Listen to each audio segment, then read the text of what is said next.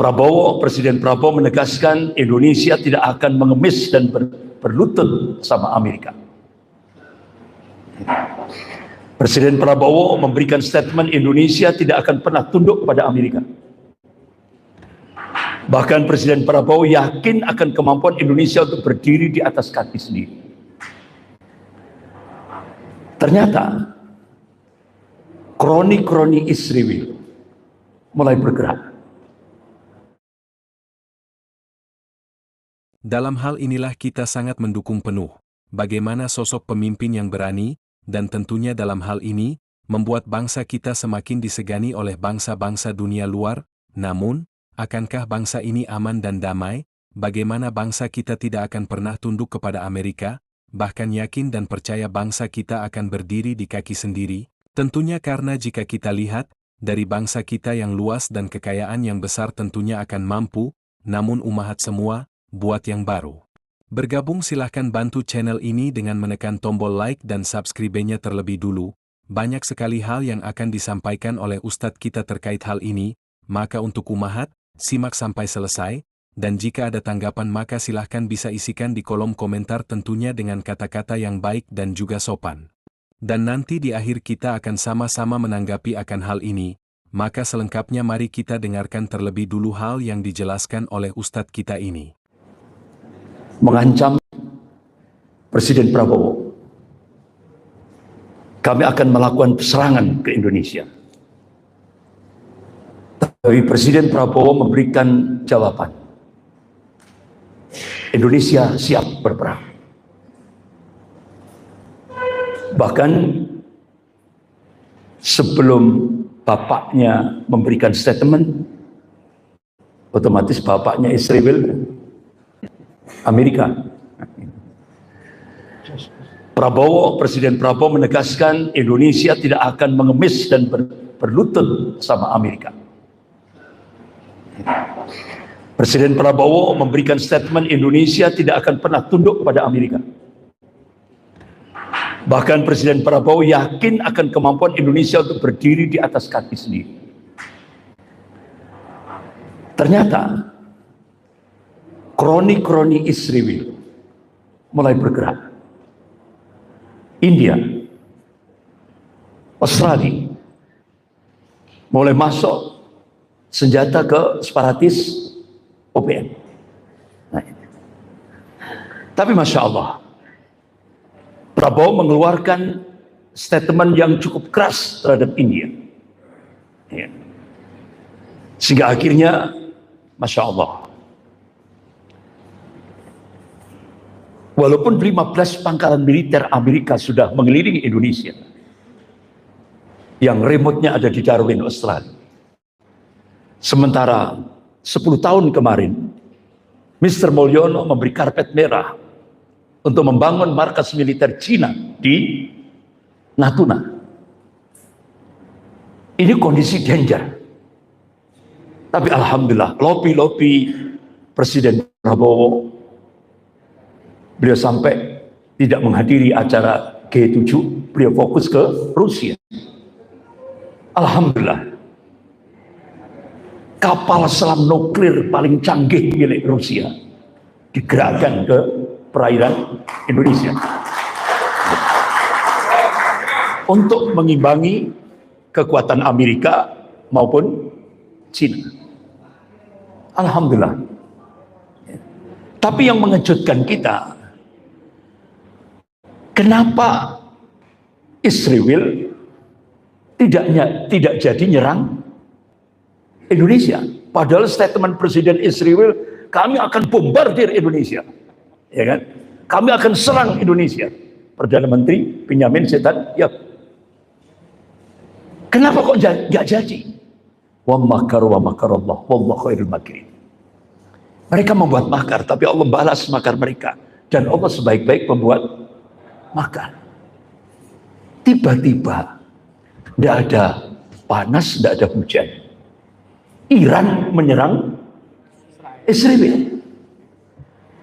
Padahal kalau kita lihat dari sisi historis, itu sampai ada sebuah tesis Bagaimana hubungan Iran dan Israel itu dibangun hampir 30 tahun. Sejak 1948 sampai puncaknya, yaitu memuluskan revolusi Syiah Iran pada masa Khomeini. Ini kan tidak masuk nalar kita. Padahal Israel, Iran, Amerika jadi satu. Bahkan ada sebuah disertasi yang ditulis oleh Trita Parsi dengan judul Treacherous Alliance.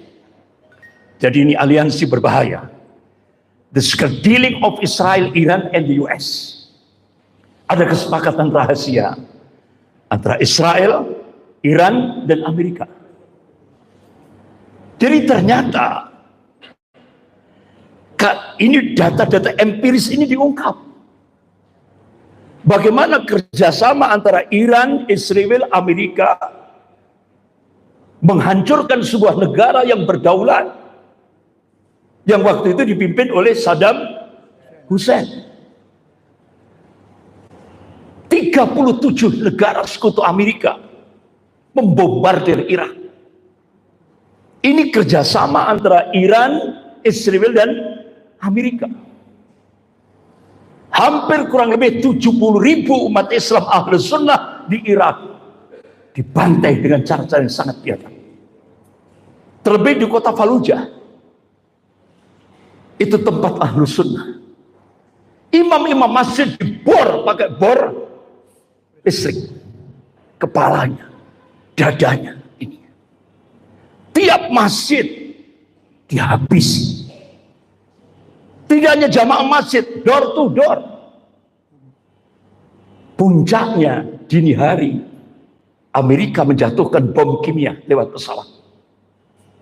Sehingga ba'da subuh ribuan umat Islam di kota Fallujah tewas mengenaskan dengan kondisi kejang-kejang karena zat kimia. Sehingga ulama-ulama Al-Haramain, ulama dari Yaman, Syekh Abdul Majid Al-Jilani, Allahumma yarham, minta kepada seluruh dunia Islam mensupport umat Islam Ahlus Sunnah di Irak. Tidak tahunya setelah itu Iran, Israel, Amerika kerjasama setelah Irak berhasil Saddam Hussein berhasil dieksekusi. Irak oleh Amerika dan Israel diserahkan kepada Iran, yang langsung kuncinya diterima oleh Presiden Iran Ahmadinejad. Selesai. Muncul lagi kerjasama Iran, Israel, Amerika. Kembali lagi menghancurkan kaum muslimin yang ada di Suriah. Hampir 500.000 umat Islam Ahlus Sunnah dibantai dengan cara yang sangat biadab. Belum lagi kerjasama Iran, Israel, Amerika membantai kurang lebih sekitar 30.000 umat Islam yang ada di Lebanon, 25.000 umat Islam yang ada di Yaman. Ini sebuah kerjasama antara Iran, Israel, dan Amerika. Loh, kok tiba-tiba Iran menyerang Israel? Padahal dari sisi historis mereka bersatu. Siapa yang menggerakkan ini? Allahu Akbar. Allah tegaskan, a'udzubillahi minasyaitonir rajim, wa kadzalika nuwalli ba'dadh dhalimina ba'dha bima kanu yaksibun. Yang demikian ini kata Allah, aku jadikan sebagian zalim dengan sebagian orang zalim saling berbenturan. Inilah makarnya Allah. Kalau kita lihat dari data-data empiris, ternyata Perdana Menteri Israel Benjamin Netanyahu terkena penyakit paranoid, ketakutan yang berlebihan.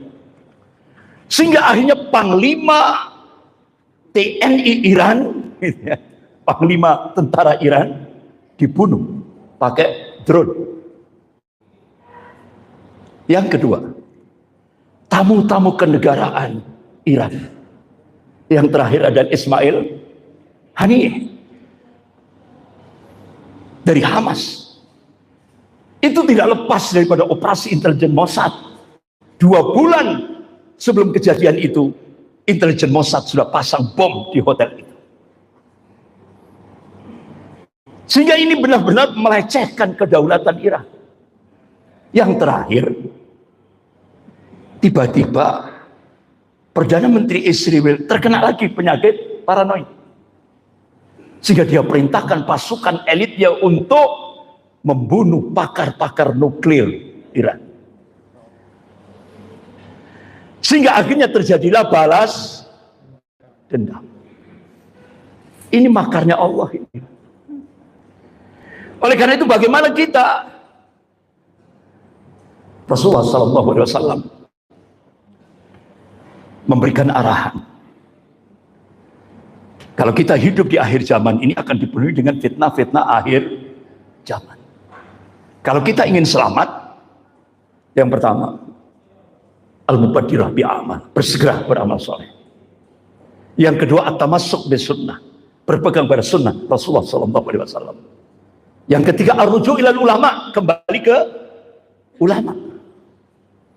Yang keempat, kuatkan kesabaran. Yang kelima, doa. Doa. Masya Allah, Imam Malik rahimahullah, beliau menegaskan sunatullah, poros kedoliman akan dihancurkan oleh poros kedoliman. Ini sunatullah. Imam Malik punya basirah, ketajaman mata hati. Allah akan balas keduanya. Poros kedoliman akan dihancurkan oleh poros kedoliman.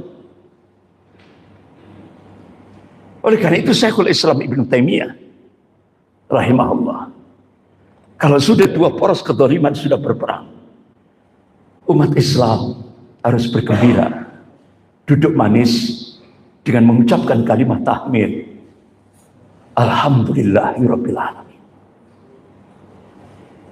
Skop global maupun skop nasional sama. Kalau skop global itu tadi. Kalau skop nasional, Petro jadi ratu. Sudah 10 tahun ketika Petro jadi ratu, orang waras itu hum qalilun. Sedikit sekali orang waras. Yang paling banyak orang gila selama 10 ketika Petro jadi ratu. Akhirnya apa yang terjadi sekarang? Petro, Gareng, Bagong saling bertaruh. Apalagi semua dokumen kejahatan Petro sudah diserahkan ke gengnya Bagong. Sudah diserahkan? Sudah. Sementara Betoro Kresno ini Pak Jenderal Tri Sutresno berhasil memprovokasi.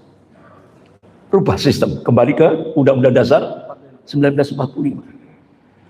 Kembalikan itu 10 juta rakyat Cina daratan, kan itu sangat membahayakan bagi NKRI. Batalkan proyek PIK, karena itu negara di dalam negara. Termasuk Rempang Galang. Dan yang poin ke-8, makjulkan Pupuk Papa. Kan ini konstitusional. Sudah. Akhirnya sekarang yang kita saksikan, Petro, Gareng, Bagong semakin keras pertarungannya.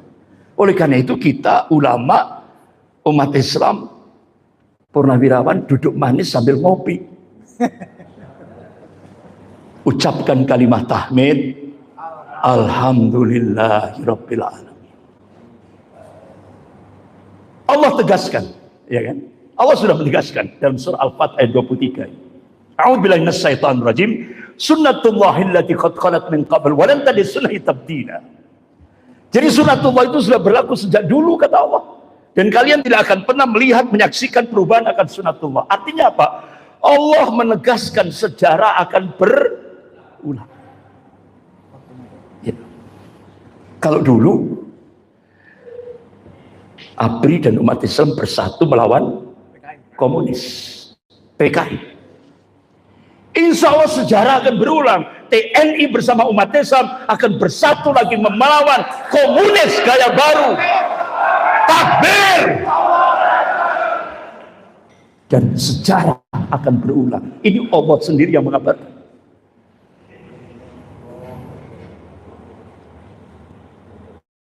Masyaallah muslimin rahimakumullah. Saya percepat karena waktunya terbatas.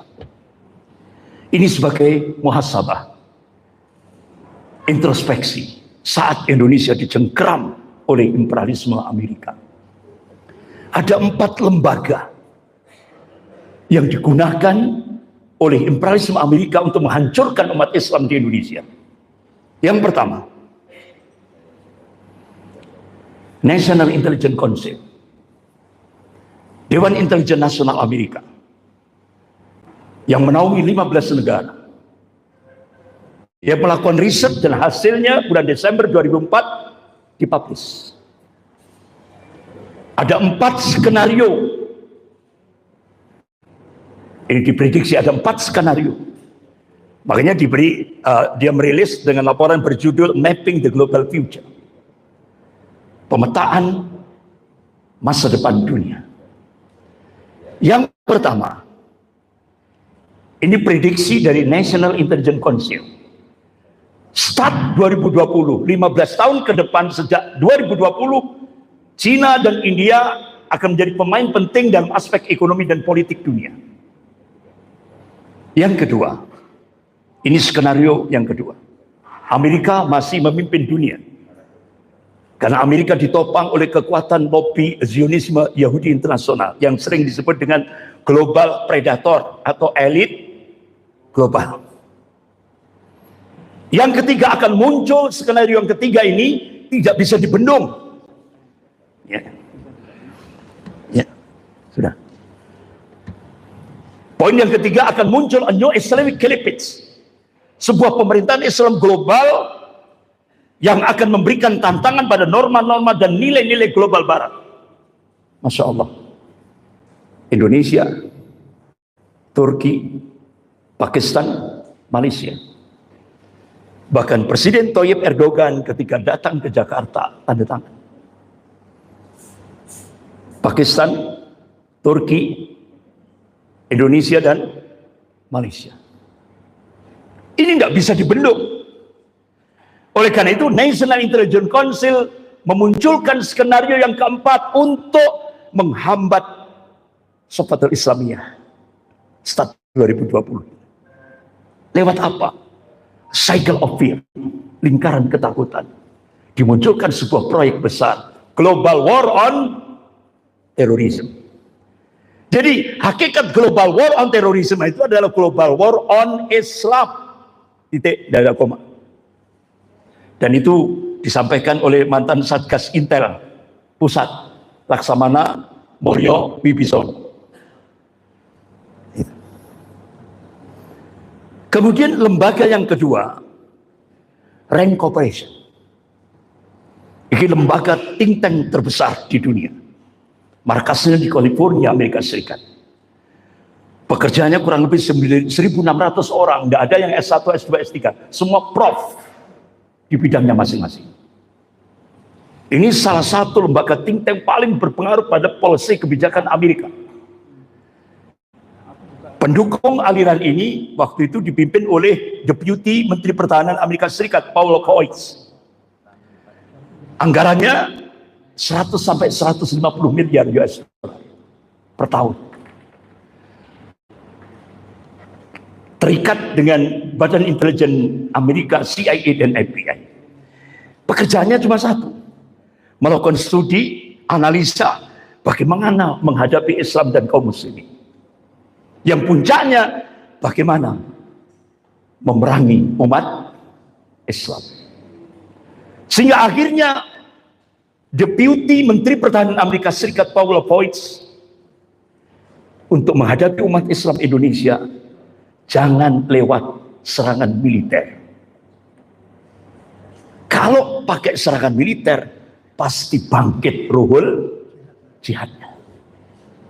Akhirnya Paul Voigt hancurkan umat Islam di Indonesia lewat invasi pemikiran, perang pemikiran, ghazwul fikri. Padahal realitas di lapangan 1000 kali lebih berbahaya dari perang fisik. Sehingga akhirnya dimunculkan Profesor Cyril Bennett, ditugaskan dari Rank Operation terbang ke Indonesia. Dia punya proyek besar, yaitu moderasi beragama. Sudah terjadi? Sampai puncaknya lahirlah Islam Nusantara. Sudah berhasil? Sudah. Ini cikal bakalnya di sini. Dari Rank Operation. Kemudian lembaga yang ketiga, The Asia Foundation dan The Ford Foundation. Ini ternyata pusatnya di Jalan Aditya Warman nomor 40 Jakarta Selatan. Jakarta Selatan. Ternyata sudah digerakkan di Indonesia sejak tahun 1970. Sampai saya buka webnya, ada 30 ormas Islam lengkap, nama tokohnya, nama ormasnya, alamatnya, berapa US dollar yang dia terima. Dia dijadikan garda terdepan untuk menghancurkan Islam dari dalam. 30 ormas Islam. Astagfirullah. Berarti londo ireng lu akeh. Karena min amplopi bin fulus dolar. Dan berhasil. Berhasil mereka. Bahkan banyak dosen-dosen agama ditransfer bukan ke Mekah, Madinah, Al-Azhar, di Yaman atau di mana, enggak. Tapi ditransfer di Leiden, Belanda. Gratis dikasih uang saku. Bahkan di sana sudah disiapkan guru besarnya Profesor Nasir Hamid Abu Zaid. Padahal Mahkamah Pengadilan Mesir sudah mengeluarkan keputusan Profesor Nasir Hamid Abu Zaid ini dihukum murtad dari Islam. Langsung ditransfer, diambil oleh Belanda. Sehingga ini dosen-dosen agama di kampus-kampus agama seluruh Indonesia ditransfer ke Leiden. Di brainwash, dicuci otak. Sehingga jadilah Islam liberal. Sehingga sasarannya apa? Hal-hal yang qat'i. Ya. Akidah, Al-Quran, syariat. Mereka melakukan dekonstruksi, dibongkar. Semuanya. 3 hal yang qat'i ini dibongkar, diliberalkan. Artinya apa? Dia suguhkan Islam tidak lagi bersumber pada Al-Quran dan hadis, tapi dia suguhkan Islam sesuai dengan ra'yu. Kemudian lembaga yang keempat, Live for All Foundation. Ini digerakkan di Indonesia sejak start 2003. Jutaan US dollar. Dimodali oleh kalangan liberal, dimotori oleh kalangan liberal Amerika dan liberal Indonesia.